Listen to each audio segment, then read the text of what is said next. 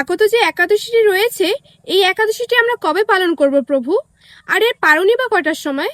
আচ্ছা, আগামী 28শে কার্তিক 15ই নভেম্বর শনিবার হবে উৎপন্না একাদশীর উপবাস।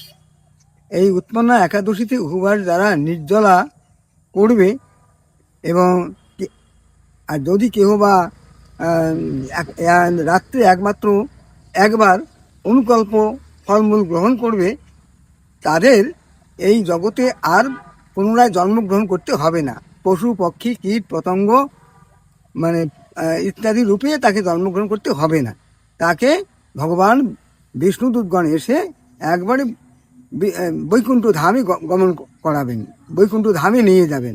আর সে কথা ভগবান বাসুদেব বলেছিলেন শ্রীমদ্ ভগবদ্ গীতায় যে আব্রহ্ম ভুবনাল লোকাত পুনরাবর্তিন অর্জুন মাম উপেতুকন্ত পুনর্জন্ম ন বিদ্যতে।